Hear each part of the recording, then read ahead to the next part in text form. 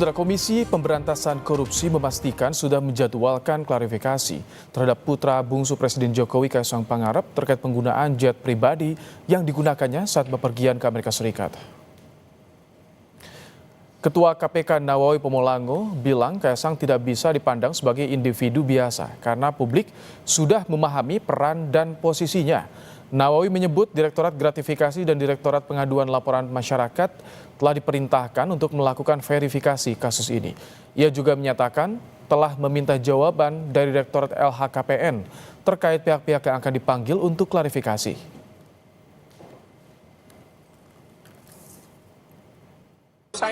Direktur saya memberi jawaban bahwa mereka sementara menyiapkan penjadwalan untuk klarifikasi dimaksud. Itu saja. Mantan Menko Polhukam Mahfud MD angkat bicara perihal polemik penggunaan jet pribadi putra bungsu Presiden Jokowi Kaisang Pangarep bersama sang istri Erina Gudono ke Amerika Serikat. Mahfud menyebut penggunaan jet pribadi Kaisang ke Amerika Serikat seharusnya bisa segera dilakukan penyelidikan karena meski Kaisang bukan pejabat negara, namun ia merupakan anak dari Presiden Republik Indonesia. Mahfud menduga KPK dalam kondisi gamang dan mengulur waktu untuk mengusut dugaan gratifikasi terhadap Kaisang. Saya lihat memang KPK masih gamang juga ya. Iya. Yang bicara sekarang tinggal Pak Alek, yang lain bersembunyi semua tuh. Pak Alek itu agak terus terang terbuka ya. Nah, sedangkan juru bicaranya juga melipir-melipir gitu. Kami tidak berhak memeriksa lah, tidak bisa apa lah gitu. Harusnya ditegaskan kami panggil, kan boleh KPK itu memanggil. Kelihatannya dia menunggu waktu untuk berhenti aja, kamuflase. Oh, buying time. Kayaknya buying time karena udah mepet, untuk udah bicara mau berakhir. gini, bicara gitu. Oh, Kan ya? yang berani tinggal satu sekarang. Yang lain kan udah hilang tuh. Mana tuh Pak Nawawi, Pak Pomolango. Pak Nawawi jarang kita lihat. Pusat Kajian Anti Korupsi UGM Yogyakarta, Pukat UGM menantang KPK untuk berani menangani dugaan gratifikasi jet pribadi putra bungsu Presiden Joko Widodo, Kaisang Pangarep. Peneliti Pukat UGM bilang gratifikasi umumnya diberikan bukan pada penyelenggara negara, melainkan pada keluarga atau kerabat. Maka sebaiknya KPK segera memeriksa Kaisang. Menurut saya yang harus dilakukan oleh KPK adalah segera, secepatnya menyampaikan surat undangan kepada Kaisang untuk dilakukan pemeriksaan ya mengenai benar atau tidaknya dugaan gratifikasi yang diterima oleh Kaisang.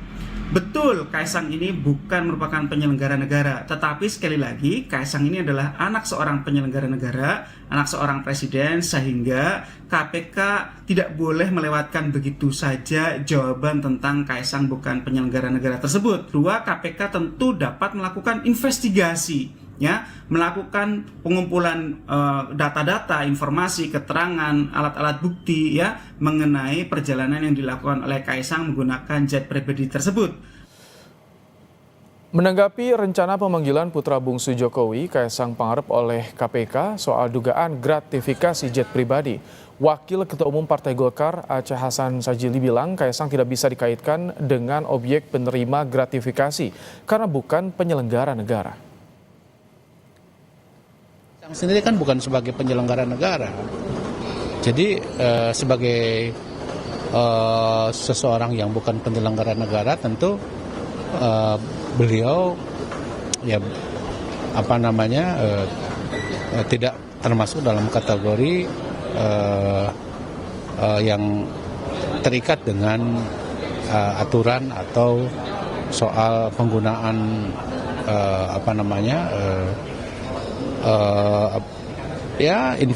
sesuatu yang sifatnya misalnya bisa mengikat kepada para penyelenggara negara itu. Pemanggilannya sekiranya akan dipanggil KPK menjadi tindakan yang aneh atau seperti apa? Iya, kita kembalikanlah kepada aturan yang berlaku ya. Sejak viral konten pelesiran ke luar negeri menggunakan jet pribadi, Kaisang Pangarep dan sang istri Erina Gudono seolah menghilang dari media sosial. Keduanya belum mengunggah konten lagi sejak unggahan terakhir di Instagram pada 17 Agustus lalu. Unggahan naik jet pribadi dan sejumlah unggahan lain yang selama ini jadi sorotan juga sudah tidak tampak di IG Story Erina. Nama Kaisang kembali disorot setelah KPK berencana mengundangnya untuk dimintai klarifikasi soal jet pribadi.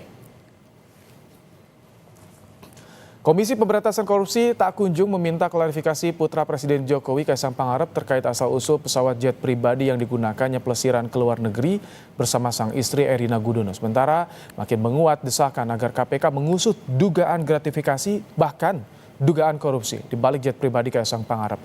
Benarkah KPK gamang dan apa yang harus dilakukan oleh KPK agar publik tidak menangkap keraguan dalam menindaklanjuti kasus jet Kaisang ini? Sudah ada, saudara, bersama kami Ketua Umum Lingkar Nusantara Hendar Samarantoko dan pengajar hukum di Sekolah Tinggi Hukum Indonesia Jentera, Bivitri Susanti. Selamat petang, Bang Hendar Sam, Mbak Bivit. Petang. Selamat petang.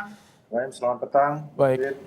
Mbak Bivit, tadi kita simak dari Ketua KPK sudah menjadwalkan klarifikasi pada Kaisang. Anda melihat ini progres yang positif yang dilakukan KPK?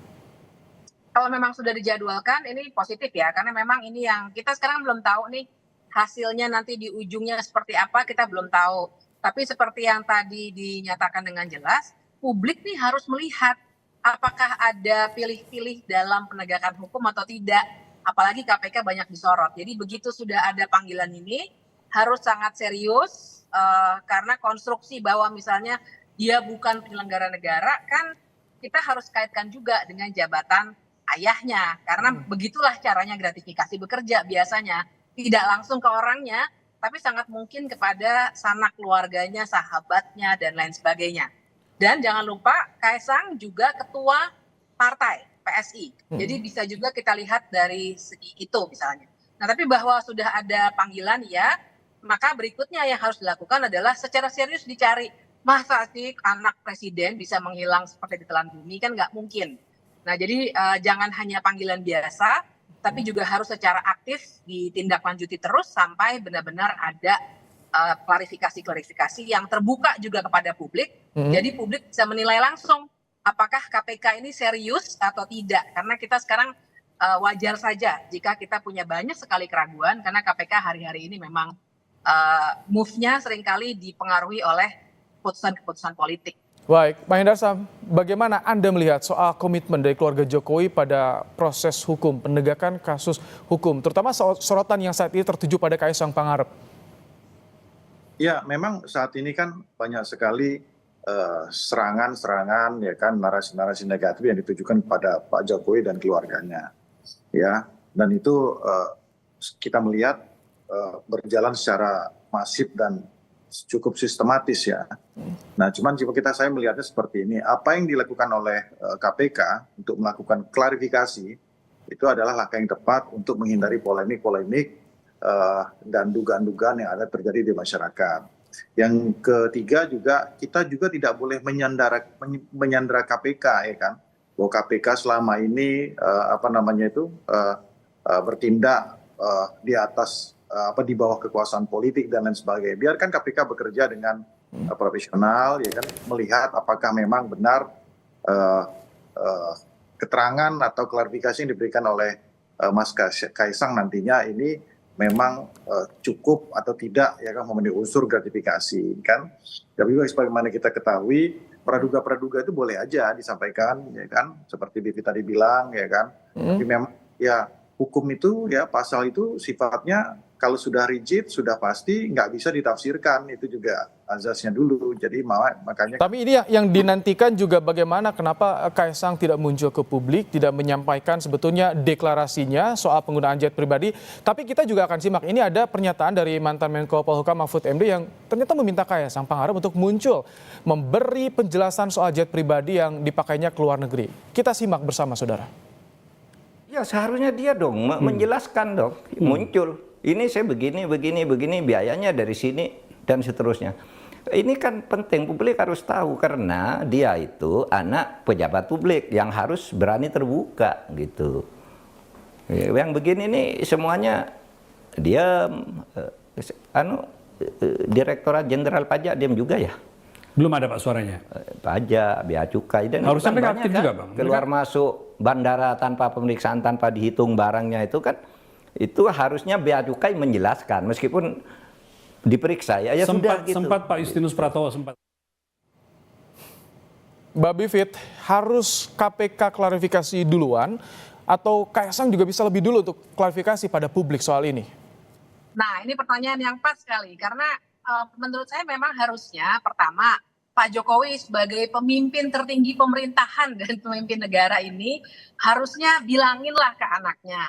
Nah, kamu itu jelaskan ke publik, ini publik udah gonjang-ganjing, saya kena lagi kan begitu ya.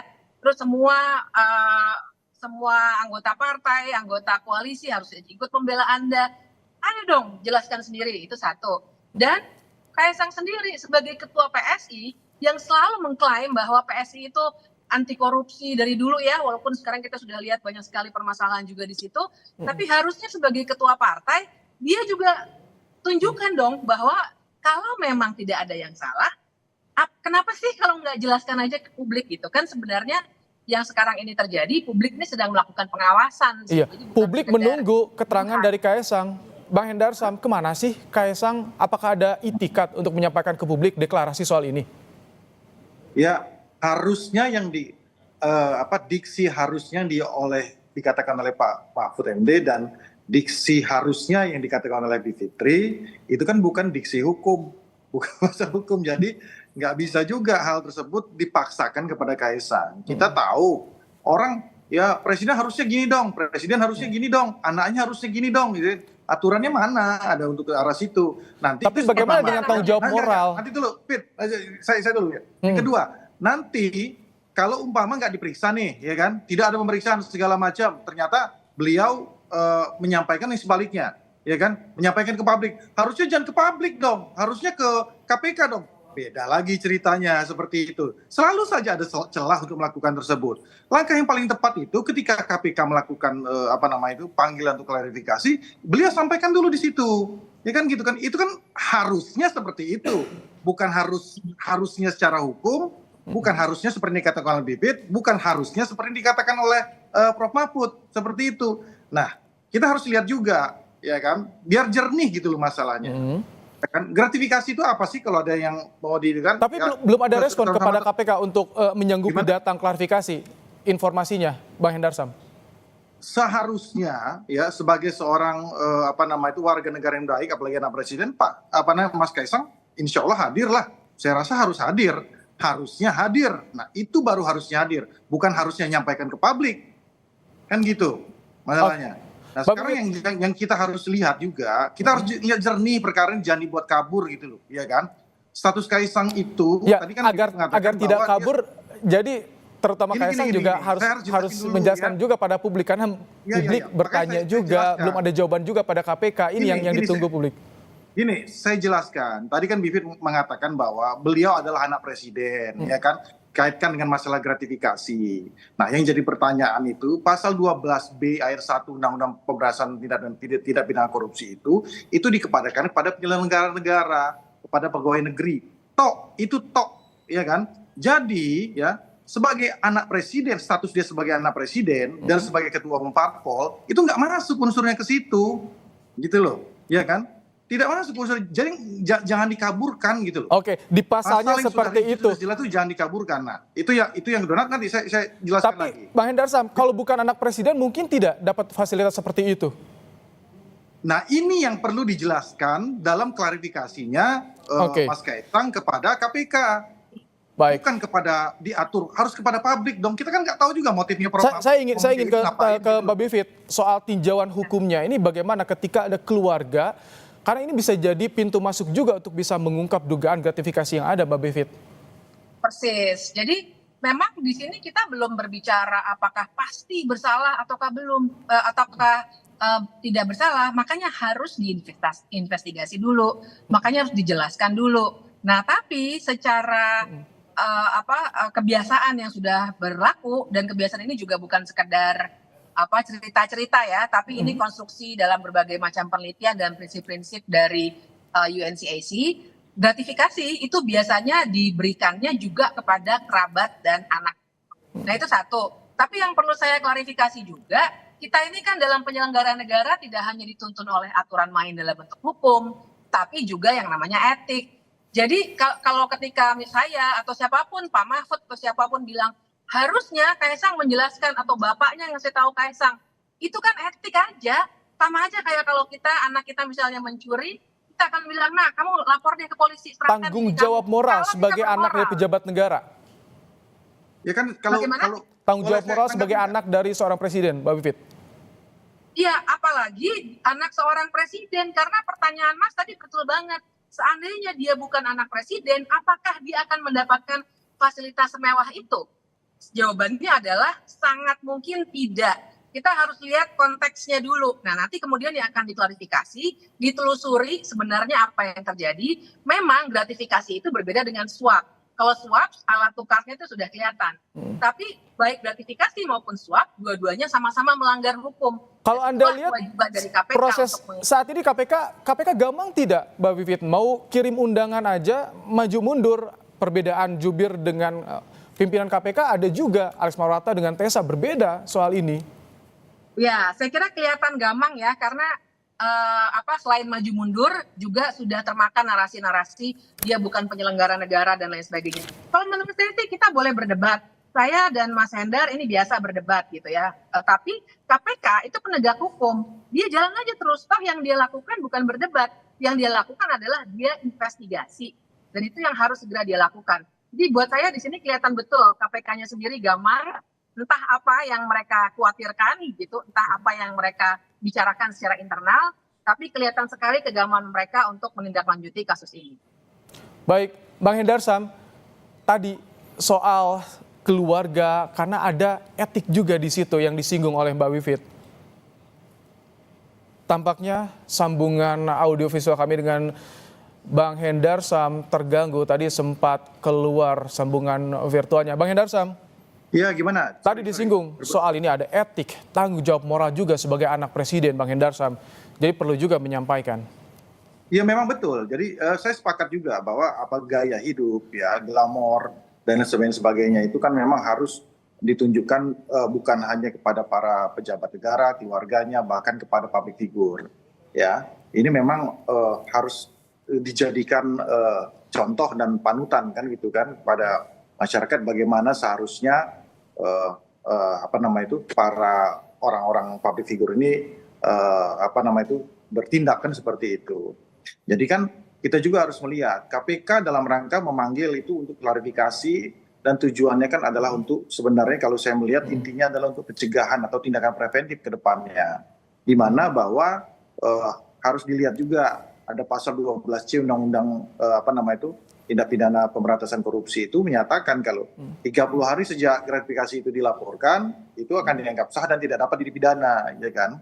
Jadi kalau sebenarnya kan tindakan preventifnya, contoh ya kan, Mas Kaisang dalam menggunakan private jet itu sebelumnya sudah melaporkan dulu, ya, melaporkan dulu itu ke KPK. Harusnya ya. Seperti itu. Ya harus seperti itu. Nah ini hal-hal gini yang sebenarnya kan masyarakat juga harus tahu dan public figure pun harus tahu gitu loh ya kan. Dan termasuk juga soal ini juga Bang Hendarsam yang disorot juga soal barang-barang mewah yang diduga tanpa melewati bea cukai dan Ditjen Pajak. Itu juga yang disorot oleh publik. Ya, kalau itu kan kita belum tahu persis ya. Saya kan kalau masalah yang perintilan seperti kita kurang tahu persis. Cuman kalau private jet contohnya seperti itu kan ya. Dan juga harus dilihat kan Mas Kaisang bisa menyampaikan dari mana sumber pendapatannya selama ini ya kan. Beliau juga sebagai seorang bisnismen juga ya kan, sebagai seorang pengusaha. Ya, tinggal sampaikan saja. Tapi disorot juga kalau soal bisnis banyak juga bisnis Kaisang yang ternyata tutup, gulung tikar, dan itu dipertanyakan kalau bicara soal itu dari bisnis katanya, Bang Hendarsam. Ya nggak apa-apa, masyarakat itu kan boleh aja kalau udah nggak suka, kalau dicari selalu aja salah. Itu yang jadi masalah gitu. Nah sekarang masalahnya media mana yang paling tepat atau sarana mana yang paling tepat untuk menyampaikan klarifikasinya. Ya kalau kita udah ada panggil KPK ya ke KPK udah. Nanti KPK menyampaikan gitu loh. Terbukti atau tidak, ada dugaan atau tidak, kan seperti itu. Kalau udah nggak suka aja, udah semua salah. Itu dia. Tapi yang ditunggu bagaimana itikat kapan akan ke KPK menjawab rencana pemanggilan yang dilakukan oleh KPK, klarifikasi pada KPK. Mbak Bivit, melihat dari proses ini, apa yang Anda soroti? Ya, sebenarnya kan kita rame-rame media mengangkat, saya juga berkomentar, sebenarnya bukan soal like and dislike ya, saya kenal juga enggak sama Mas Kaisang. Tapi kita semua sedang menyoroti bagaimana penyelenggara negara ini harus dituntun secara berintegritas, termasuk di dalamnya tidak melakukan gratifikasi. Jadi kalau memang tidak ada gratifikasi, ya jelaskan saja. Sebenarnya sesederhana itu. Nah, jadi dengan melihat situasi yang sekarang, kelihatannya memang justru ada upaya memang untuk bersembunyi sementara dari publik paling tidak, karena barangkali ada hal-hal yang sedang disiapkan untuk jawaban. Tapi kita harus tunggu itu, dan menurut saya memang kita harus kuatkan terus narasinya supaya ini tidak terjadi terus-menerus. Ini kalau KPK menyebutnya dalam ranah pencegahan, tapi peristiwanya sudah terjadi, bagaimana? Sebenarnya kalau soal gratifikasi bukan hanya pencegahan loh. Gratifikasi, jadi kan bedanya tuh suap dengan gratifikasi memang tipis. Kalau suap itu kelihatan apa yang ditukarkan, misalnya kebijakan tertentu atau proyek tertentu. Kalau gratifikasi itu fasilitas secara umum. Nah, jadi kalau memang ada aliran dana ataupun fasilitas, sebenarnya itu sudah dalam kategori melanggar hukum. Bila memang terbukti ya, itu memang harus digarisbawahi. Tapi ini bukan sekedar pencegahan. Ini memang penindakan juga yang akan juga punya dampak ke depannya supaya jangan lagi ada yang hal serupa. Tapi terhadap yang sudah berlaku bisa ada penindakan. Oke, selain di KPK, kalau misalkan Kaisang kepada publik menyampaikan declare soal ini, itu untungnya buat Kaisang apa? Apakah bisa langsung clear masalah ini, tak menjadi bias lagi atau bagaimana? Ya tergantung apa yang bisa dijelaskan, karena gratifikasi itu memang ada rinciannya. Misalnya kalau misalnya waktunya kurang dari 30 hari misalnya dikembalikan seperti apa, atau misalnya apakah bisa dibuktikan keterkaitannya langsung dengan fasilitas yang ia dapatkan dan seterusnya. Jadi memang banyak teknis hukum di sini, tapi sesungguhnya kalau balik ke pertanyaan Mas tadi, Kaisang tuh sebenarnya akan dapat keuntungan kalau dia mampu menjelaskan dengan baik, dan mungkin ini yang sekarang sedang dilakukan makanya belum kelihatan begitu ya. Karena tuduhan memang sangat banyak, dan jangan lupa Kaisang di sini tidak hanya mempertaruhkan nama diri dan keluarganya, tapi Pak Presiden Jokowi dan partainya. Dia ketua umum partai loh. Baik. Itu yang kita harus tekankan. Bang Hendarsam, ada informasi nggak sih Kaisang di mana sih saat ini? Apakah ada rencana menjawab undangan klarifikasi dari KPK? Kapan? Ya masalahnya saya sama Mas Kaisang juga nggak kenal-kenal amat gitu loh, jadi saya juga nggak tahu beliau berada di mana ya kan.